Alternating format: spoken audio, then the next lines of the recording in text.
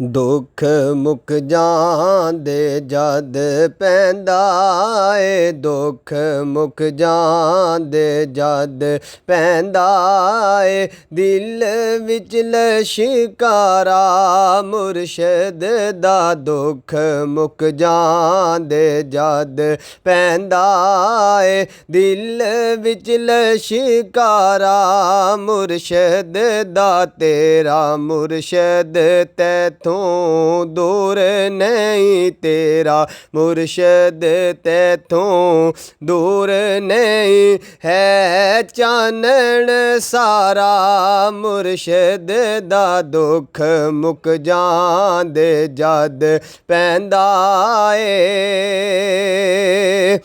मुर्शद दे पाक दवारे तो हर दर्द दा दारू मिलदा ए। मुर्शद दे पाक दवारे तो हर दर्द दा दारू मिलदा ए। दिन रात दुआवां मंगिया करो, दिन रात दुआवां मंगिया करो, रवे वसदा दवारा मुर्शद दा। दिन रात दुआवां मंगिया करो, रवे वसदा दवारा मुर्शद दा।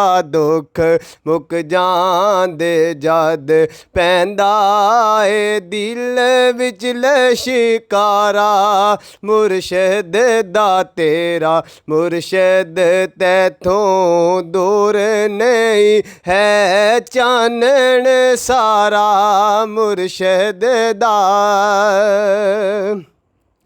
जद मां प्यो भैन भरावां दे टुट जाने रिश्ते सारे ने।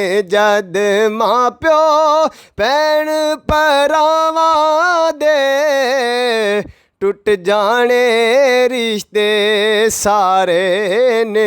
उस औखे वेले आउणा ए, उस औखे वेले आउणा ए, कम सिर्फ सहारा मुर्शद दा।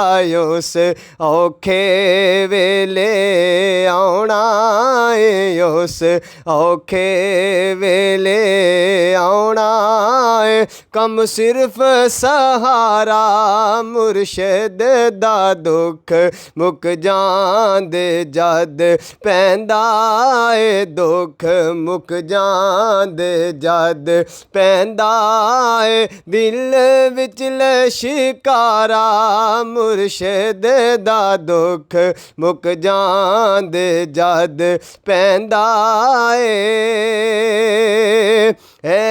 मन्निया मुजरिम बारे हाँ, ए बानाल दफ्तर काले ने।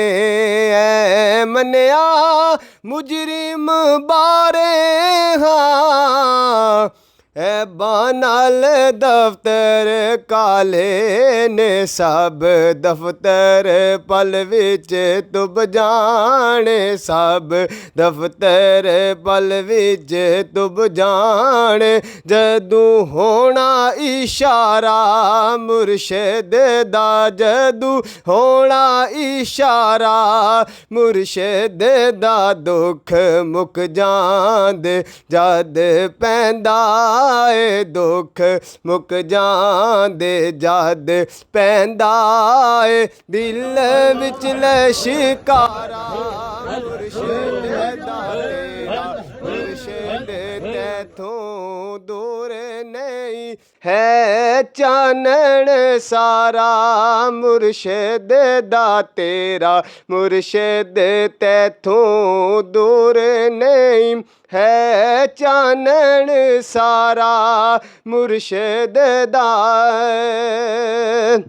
एको जेते कमले साइम नू सोने दिया नजरां तार गईयां को जेते कमले साइम नू सोने दिया नजरां तार गईयां की दसां किन्ना मेरे ते की दसां किन्ना मेरे ते एहसान है बारा मुर्शद दा की दसां किन्ना मेरे ते की दसां किन्ना मेरे ते एहसान है बारा मुर्शद दा दुख मुक जांदे जद कसरे आरिफा पीर चूरा शरीफ दे ज़ेरे तमाम